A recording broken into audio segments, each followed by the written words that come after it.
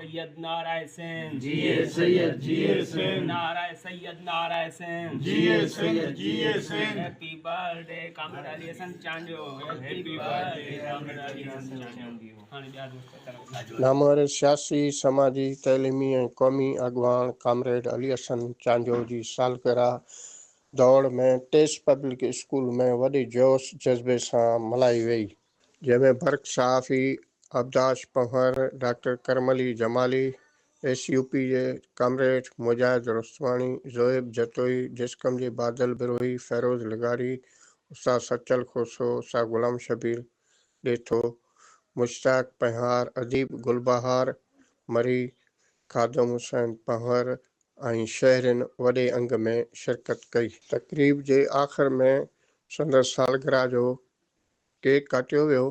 तक़रीब खे ख़िताब कंदे अॻवान चयो त कामरेड अली हसन चांजो जी जदोजहद खे कॾहिं बि विसारे नथो सघिजे।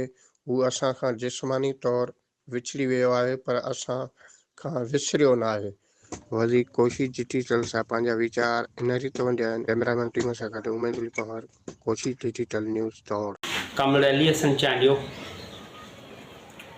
दौड़ शहर जे नंढड़े हिकु ॻोठ खां कराची ताईं सफ़र कयो ऐं वक़्त ब वक़्तु हुन कॉम्पस ते सियासत में हिकु तारीख़ रक़म कयो आहे ऐं तारीख़ लिखियो आहे जेको अॼु बि असां यादि कयूं पिया।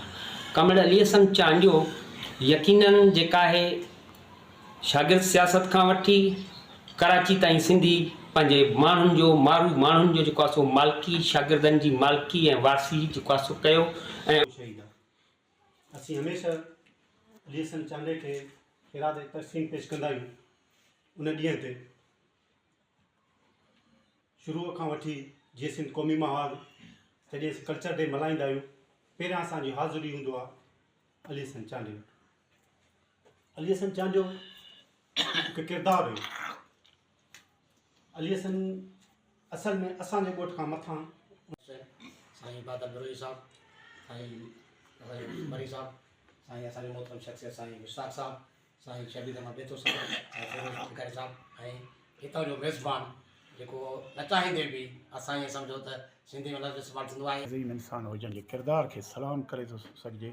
ऐं हिन जेका दौड़ में जदोजहद दौड़ खां वठी इस्पाफ खां वठी जदोजहद कई सॼी सिंध में हीअ घुमियो फिरियो इंसानु। मां त हिकिड़े दफ़े नौशहरे में वेठो हुउसि, हे जॾहिं STP हिन माण्हूअ छॾी उते लबैक माण्हुनि एतिरो हिन खे मोट ॾिनी जो अंदाज़ खां ॿाहिरि। पर STP ते बि हिन कॾहिं का तनक़ीद कान कई। माना हीअ अली हसन चांजे जी जेको सालगिरह जे प्रोग्राम में शामिलु थिया आहियूं। मुंहिंजे लाइ वॾो एज़ाज़ आहे जो अली हसन दौड़ जो ॼाओ हुयो ऐं अली हसन हिकु इदारो आहे जंहिं हज़ारे शागिर्द पैदा कया जेके सिंध धरती सां मोहबत कनि था पिया। अॼु उन्हनि शागिर्दनि जे करे सिंध जो मान मथां आहे, न त हीअ वाइड़ा त सिंध खे खपाए छॾनि। कामरेड अली हसन चांजे जी सालगिरह जो ॾींहुं असां हिते मल्हायो।